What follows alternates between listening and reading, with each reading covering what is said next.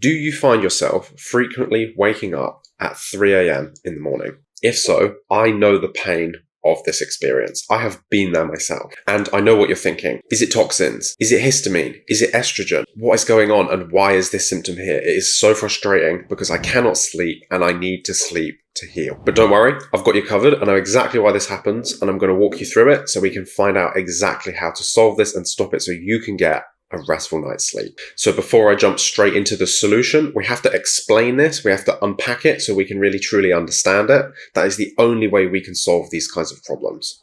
So let's take a look at why is this happening. First of all, we have to ask the question, why 3 a.m. specifically? It seems like such a random time. Why would it be happening every single night? And there's actually a really good reason for this. I think this is best demonstrated by looking at something called the Chinese body clock.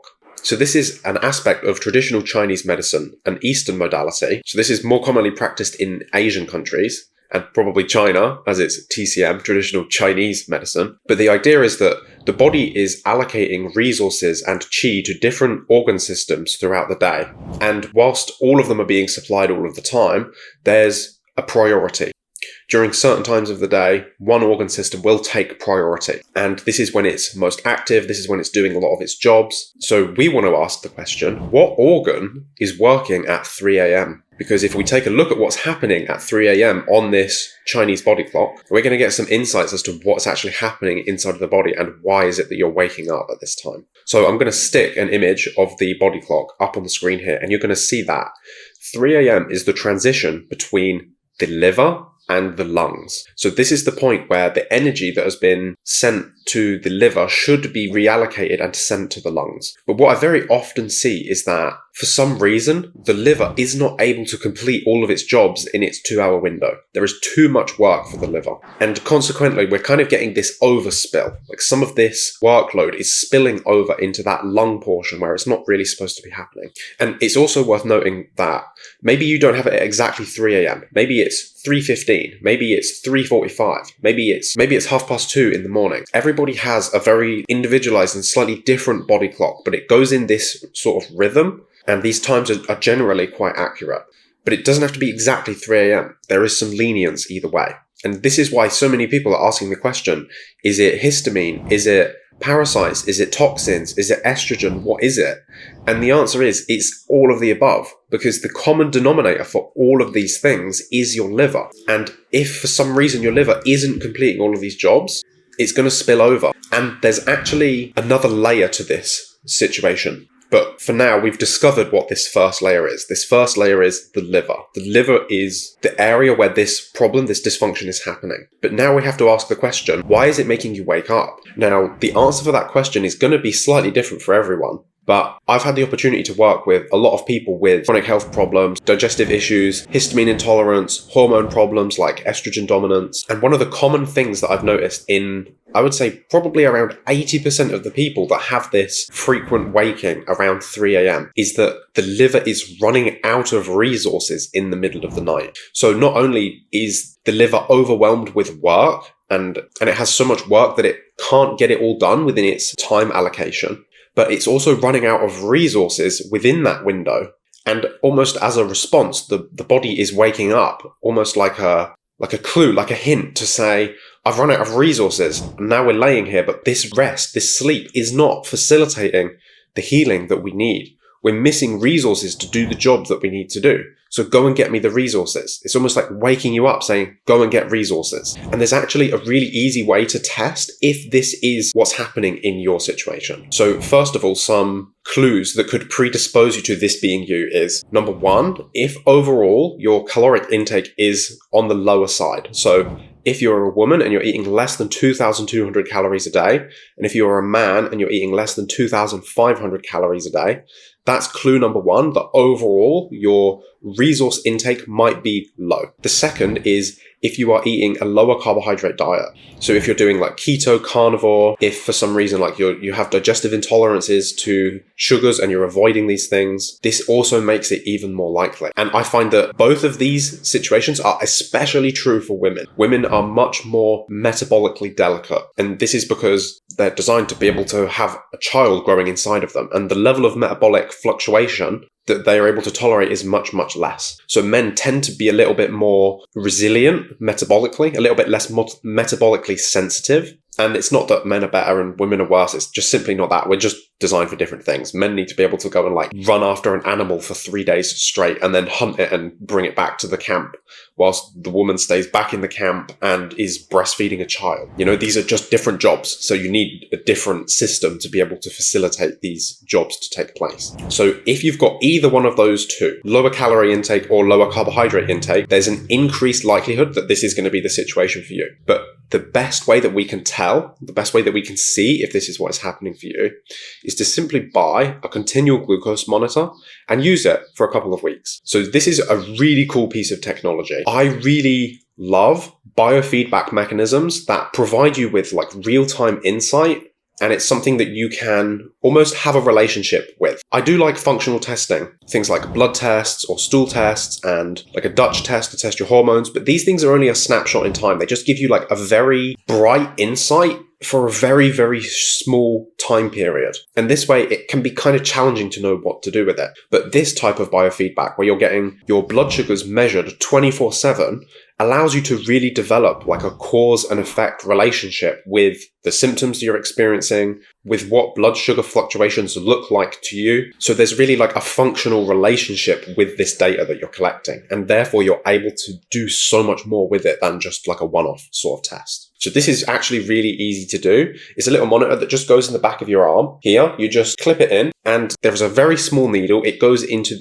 connects into the fluid in between the cells. So it doesn't directly measure your blood sugar levels, but that interstitial fluid between your cells, the sugar concentration there is directly connected to your blood sugar levels. So it's slightly less sensitive than doing like the classic insulin tests where you're like pricking your finger and then actually testing your blood. But the real-time feedback of seeing these fluctuations and seeing like how much sugar are your cells being bathed in at any given moment, especially because you can do this while you're sleeping, which is what we're really looking at here. It's just so insightful. It's such useful and detailed information. So what we do is we put on a continual glucose monitor and we just observe your blood sugar levels. And what happens, as I said, in about 80% of cases, during these periods of waking in the night, especially if they're around 3 a.m., what you'll usually see is a blood sugar crash. Now, the reason this is causing you to wake up is your body will hold a certain amount of sugar as glycogen, and it will hold this sugar in the liver and in the muscle tissues. This is because we usually use these sugars, we use this glycogen for athletic performance. So if we're like lifting weights in the gym, or if we're sprinting, or if we're doing any type of activity, and we also store them in the liver because we need some sugar for certain metabolic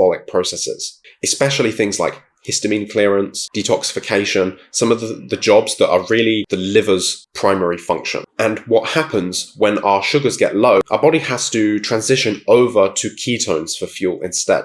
So body will start to break down body fat, and it will turn this body fat into ketone body. And then our cells will begin to run on fats instead of sugar. The thing is, this is also a job that your liver has to do.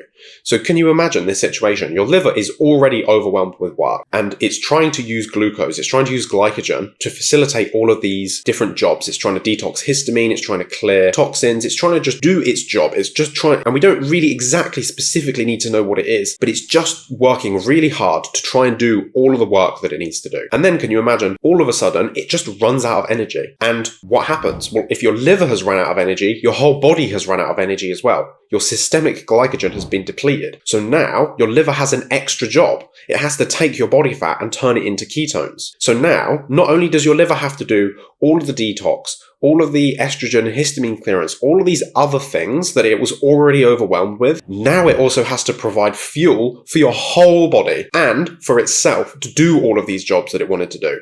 And at this point, it's like, no, I'm out. I'm not doing this anymore. Wake up, go and eat something. The blood sugars are crashing. The liver is just in a panic. It's like, I am done here. I'm so done with this. And then you wake up. And waking up in the middle of the night, especially if you're having a blood sugar crash, this is a stress response. You're going to be releasing cortisol. You're going to be releasing these stress hormones like adrenaline. Your body is seeing this as basically a life or death level of stress. And this is going to completely disrupt your circadian rhythm. You're supposed to have very low cortisol while you sleep. Your cortisol and your melatonin are supposed supposed to be directly inversely correlated.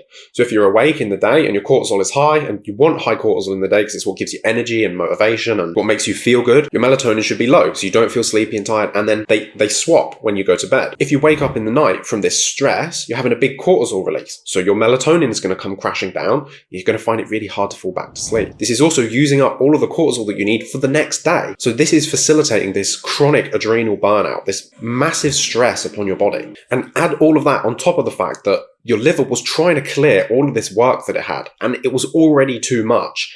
And now it's woken you up, it's given up. And then if you eat, your body is then, and especially your liver, is going to have to prioritize that digestive process. So this is a really big negative problem. This is indicating a very significant metabolic dysfunction in your body. And all of the things that you want your body to do to heal, like regulating your stress hormones, detoxification, all of the really important functions that facilitate healing in the long run, they're all getting interrupted. They're all getting disrupted if this is happening. So it's really important that we fix it. It's really important that this is not happening. So that brings us on to the solution. How do we fix this problem? And I can tell you, I've fixed this problem myself, and I've seen this done even with some of the most metabolically sensitive individuals.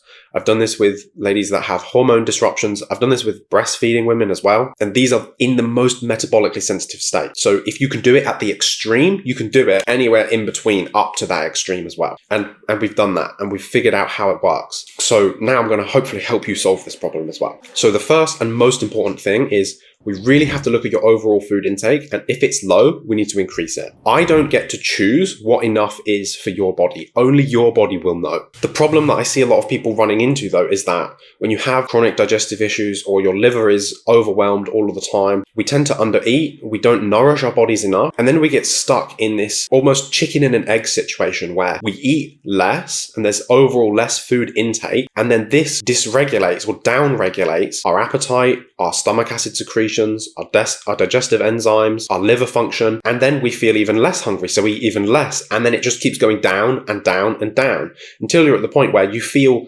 terrible, you have no energy, you can't sleep, your gut's a mess, and you're eating like 1,000 calories a day. And it's no surprise that you feel terrible if your body just simply does not have any resources. So for me, when I figured this out and I was able to really truly connect to my appetite and figure out how many resources my body actually wanted, there was about a 6-week period where I was consuming 6,000 to 7,000 calories a day.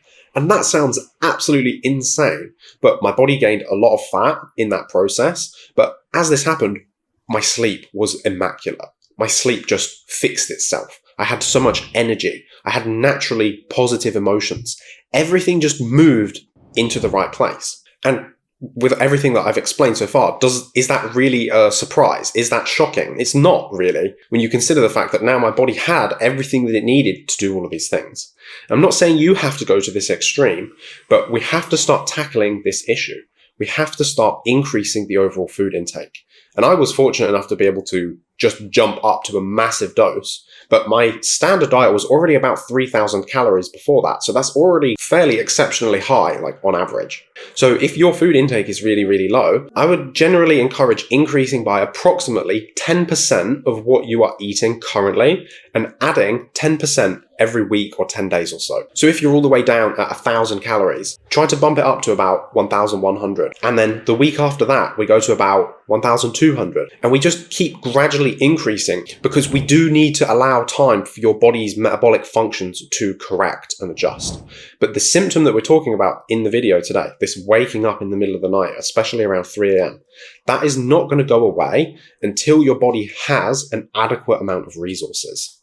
So overall calorie intake is really, really important. If your calories are really high and this is still happening, this is probably a sign that your body needs more carbohydrates. Now, I know there's no such thing as essential carbohydrates. Your body can make all of the carbohydrates that it needs to survive. But that's the key. It can make enough to survive, but not to thrive. And especially if you're somebody dealing with adrenal fatigue, if you're dealing with a lot of congestion in the liver, if there's a lot of work that your liver is being expected to do, depriving it of carbohydrates can definitely slow your healing process down. It puts an extra layer of work in front that your body is going to have to chronically do. And I'm not saying you have to eat 500 grams of carbs a day. Everybody's limit is different. Sometimes even adding 40 or 50 grams of carbohydrates can be enough, especially if your overall calorie intake is very high, to change this situation and make it so that you sleep through the night perfectly. So the way that you do this is not really important. I would just encourage you to listen to your body and do what you tolerate best.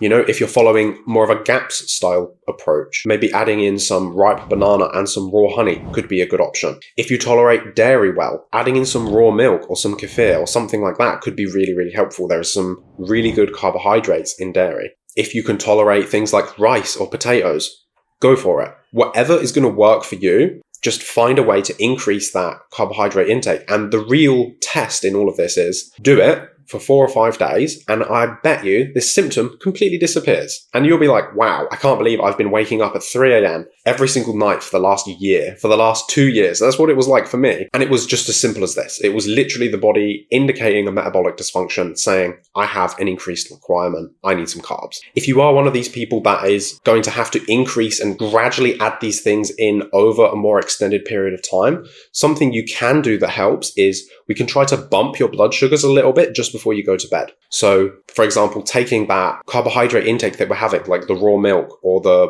banana and some honey, having these right before you go to bed could provide you with enough glycogen to make it all the way through the night.